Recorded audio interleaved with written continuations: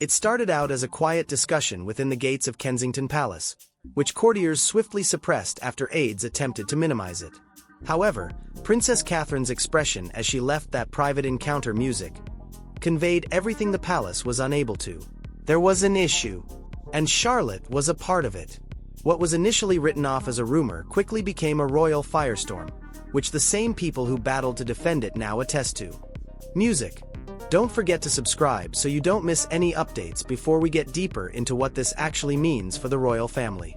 According to reports, the meeting started off as a private family briefing, which is typically shielded by soothing words and cautious smiles. Concerns about Princess Charlotte were reportedly being discussed by Catherine, William, and a small group of senior medical advisors.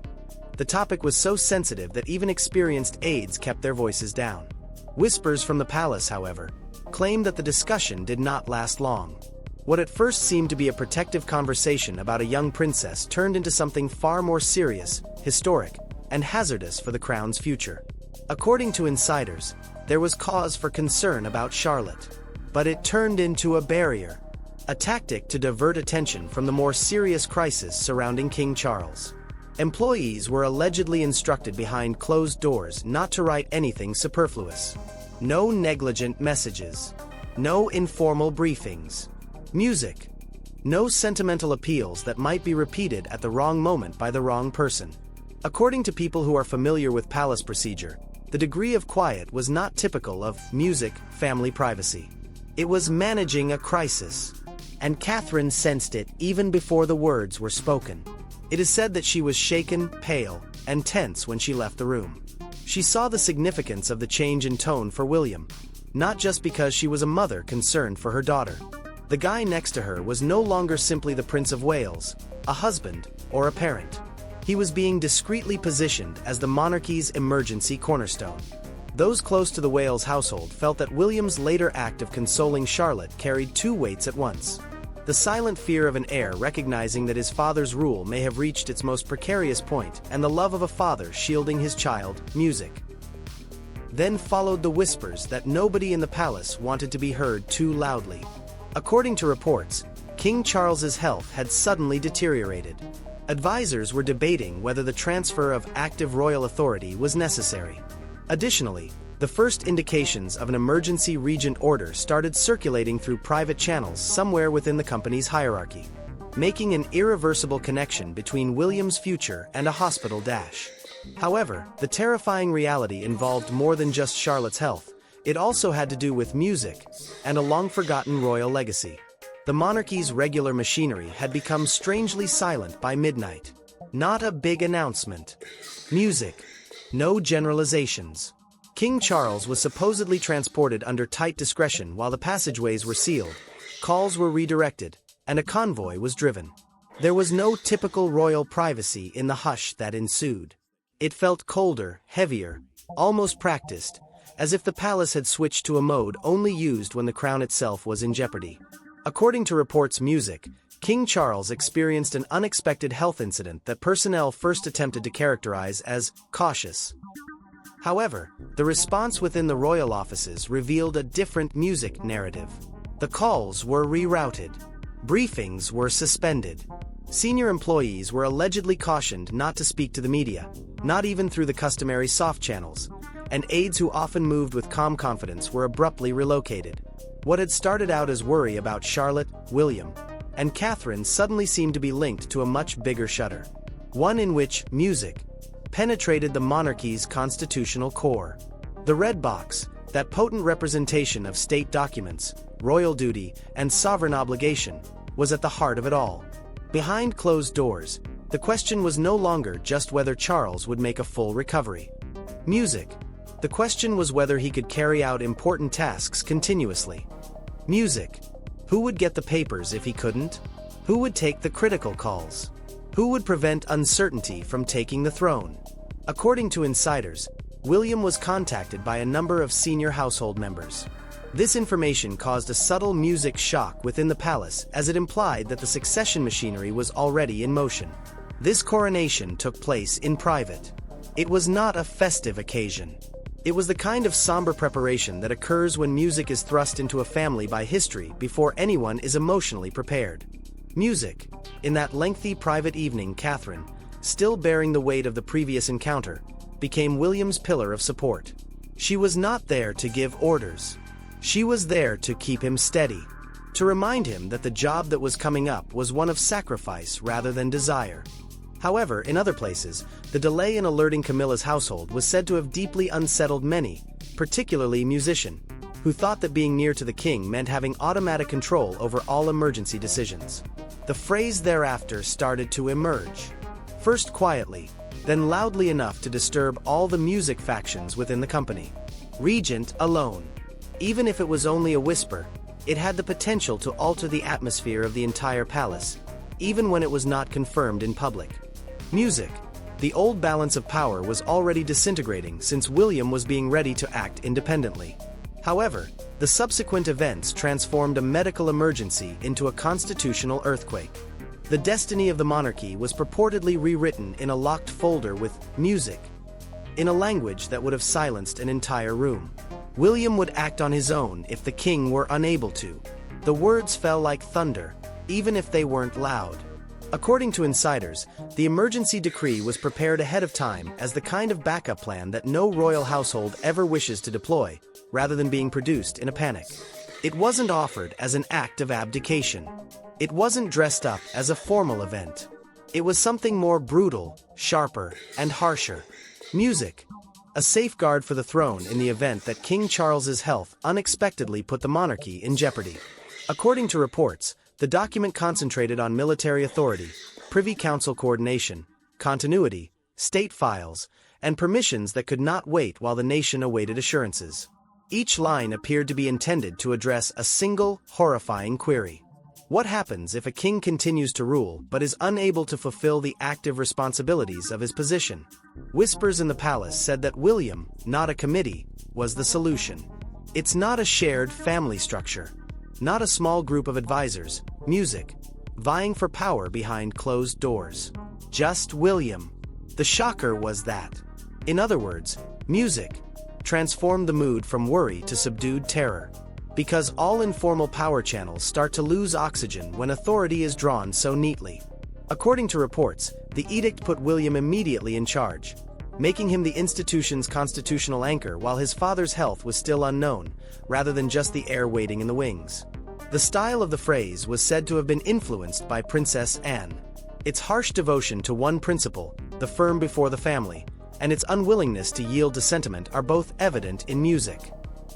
It was stated that Prince Edward, quiet and exact, stood close to the fine print, protecting the text from private strain and emotional gaps.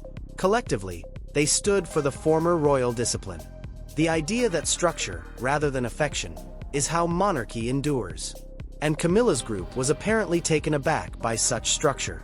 The directive implied something quite different from what others in her household had anticipated, that Charles's personal world would continue to be the focal point of emergency control. Music. It kept love and power apart. Authority and access were kept apart. It distinguished between the public crown and private marriage. What appeared to be papers was transformed into a marble line. No murmur, no complaint, music, or devotion to the family could readily erase it. The emergency order became more than just a document at that precise instant, music. It turned into the first obvious indication that the monarchy had started to turn in William's direction. And every secret feud within the palace erupted into the open once William's name stood alone on that order. This was not a triumph for William. Music. Arriving with hospital quietness rather than coronation bells, it was the burden he had grown up with, feared, and silently music, prepared for since boyhood. According to reports, he reacted to the news with the kind of composure that comes from years of royal discipline. But peace was not the same as constraint.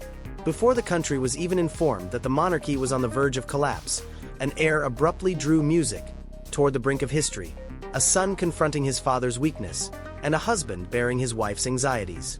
William wasn't using music to gain power. Through illness, uncertainty, and the horrifying potential that hesitation may cause more damage to the crown than any scandal, power was reaching out to him in the coldest way imaginable. According to insiders, he wasn't initially worried about titles, ceremonies, or public praise. They were military continuity, government communication, the red box, and the certainty that Britain would not awaken to confusion. Every little thing was important because every moment could be misconstrued as ambition, every silence could be taken advantage of, and every delay may be misinterpreted. Music. The phrase, Sole Regent, had that awful weight. There was nothing to hide in.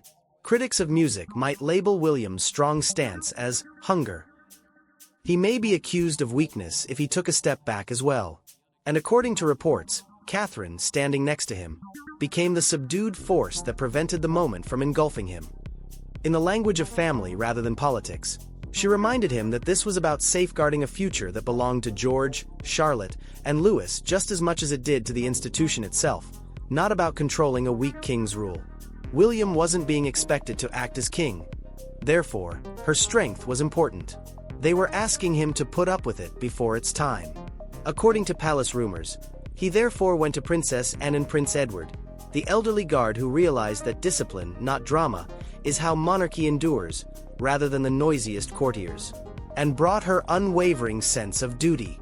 Edward brought the protocol's patience. Together, music provided William with what the palace sorely needed. When everything could have collapsed due to emotion, there was structure.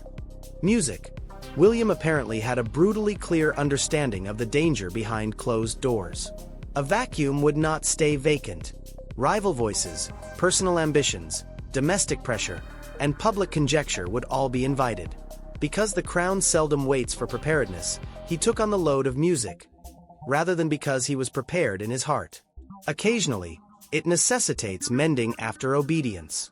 However, as William was getting ready to take on the responsibilities of the crown, another household apparently noticed that its power was eroding. It's possible that the most terrible incident did not occur in the hospital. When Camilla's closest aides discovered that the emergency order did not put them close to the center of power, it might have occurred in a royal corridor. According to reports, the news arrived as something far colder, a quiet administrative clarification that changed everything, rather than as a heated argument or a dramatic public humiliation. Palace rumors claim that Camilla's family had anticipated at least a casual part during Charles's medical emergency. Maybe a seat, music, next to the private conversations, possibly with control over access, timing, or tone. She was, after all, most personally close to the king. However, one cruel distinction was allegedly impossible to overlook due to the emergency order. Having constitutional authority did not follow from being close to Charles.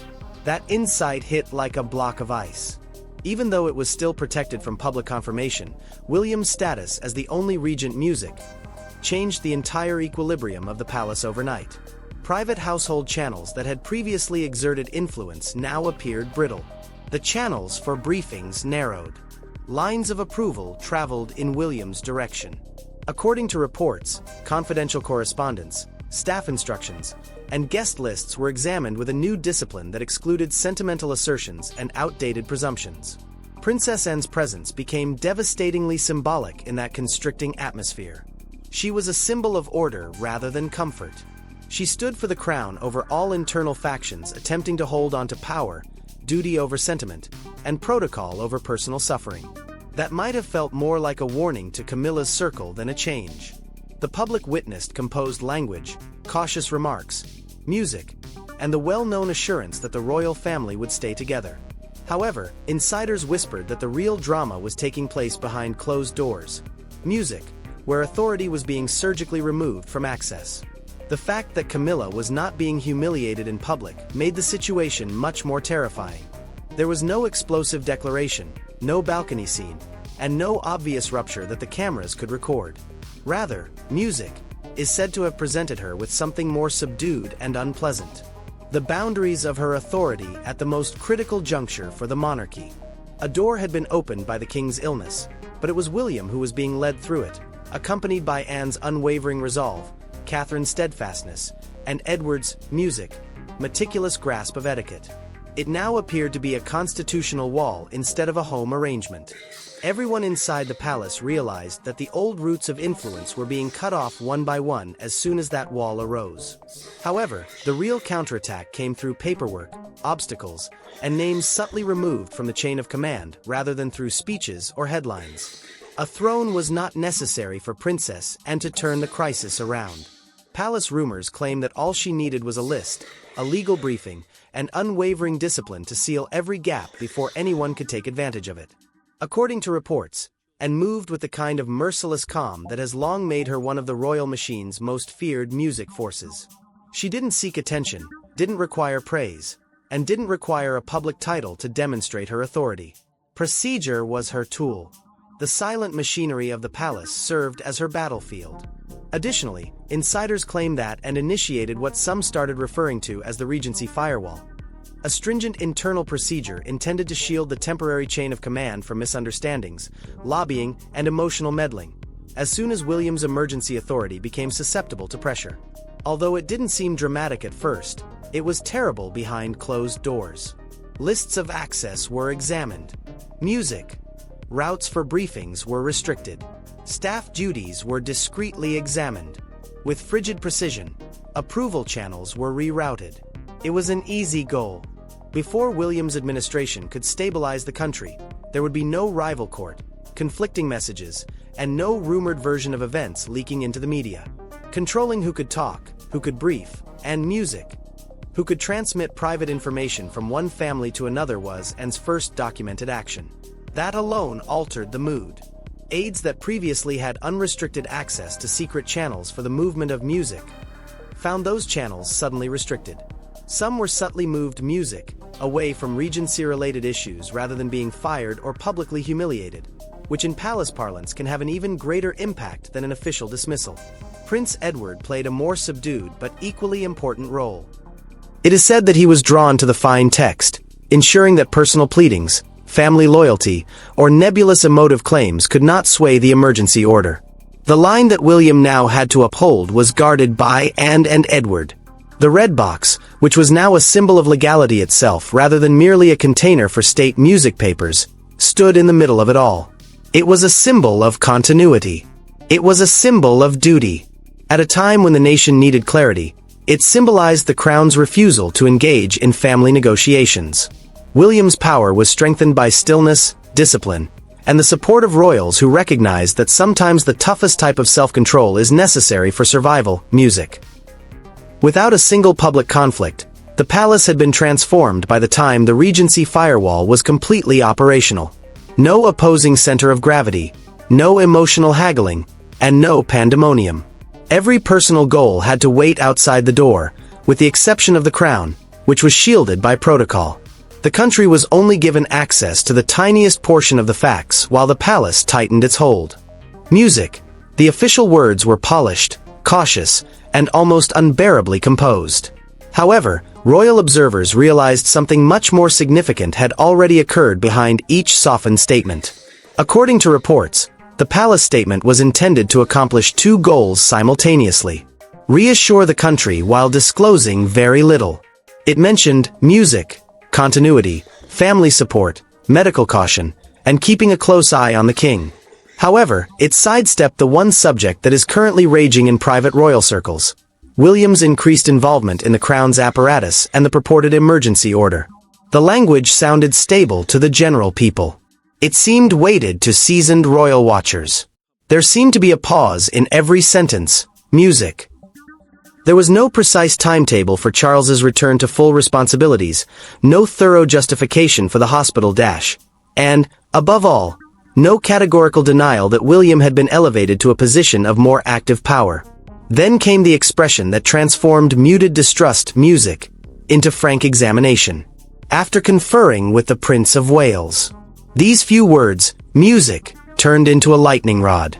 They implied that William was no longer merely receiving updates as a worried son. They were setting him up, possibly even trusted as the person who would now provide stability. According to media insiders, the palace was carefully preparing the nation for a new power reality while attempting to avoid panic. They ran the danger of frightening the public if they said too much. Music, If they didn't say enough, they encouraged the very gossip they were attempting to quell. And silence, music, became its own confession in that cramped area. Although Catherine did not speak, her silent presence next to William conveyed a strong message. Music.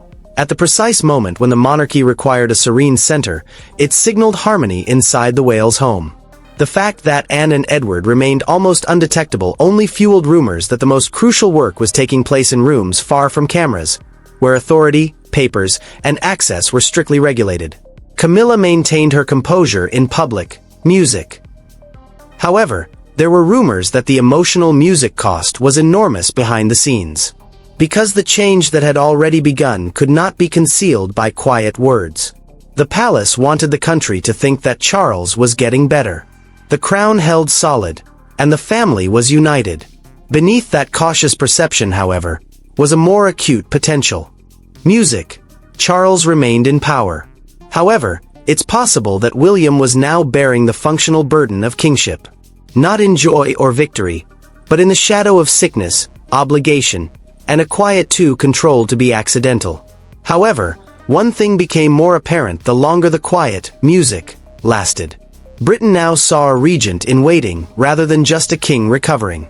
By daybreak, the crisis had grown beyond a single hospital room, a single signature, or a single family's personal anxiety. Music had evolved into a test of the monarchy's ability to endure weakness without ceding power.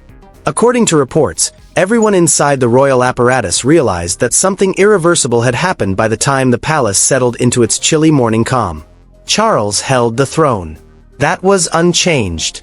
Abdication, public capitulation, and the ceremonial transfer of the crown were all absent. However, the crisis had shown where the future was coming together on a political, institutional, and emotional level. It was assembling around William, supported by Catherine, protected by Anne, and subtly strengthened by Edward. The purported emergency order was more than just a document for one terrifying night.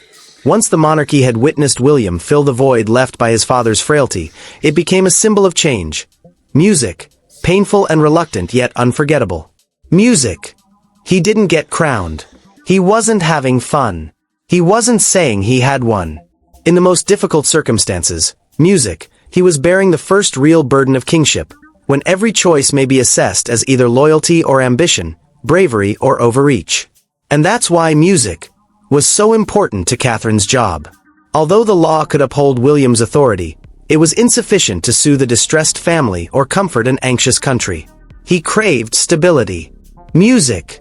He required faith. He required the quiet strength of someone who realized that the decisions made during those covert hours would now determine George's, Charlotte's, and Louis's futures. In the meantime, Anne's regency firewall turned into the pivotal act music that prevented illness from turning into an opportunity. Before uncertainty could spread, it was stopped.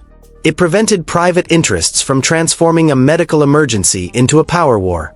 Every home was reminded that the crown is a sacred trust that endures only when discipline triumphs over desire, rather than a trophy to be drawn toward the closest hand. The lesson was allegedly disastrous for Camilla's friends. Although intimacy might be consoling, it does not provide constitutional, music, authority. The monarchy does not give authority to sentiment when the throne is in danger, even though it may accept love, devotion, and familial ties. It shifts music toward responsibility. It shifts in the direction of order. Without making the occasion a spectacle, it turns toward the person who is ready to take on the responsibility. As a result, the crisis ended with a new, clearer, and colder silence rather than with victory. William had been put to the test in the shadow of the throne, but Charles was still king, and everyone in the palace realized that the next reign was not far off. It had been practiced under duress, in secret, and in front of history's merciless gaze. And in that quiet, the harsh reality of the past reappeared. The one who is willing to carry the weight of the crown is the one who deserves it, not the loudest voice in the room. I appreciate you watching. Music. Remember to like and subscribe, and we'll see you in the next one.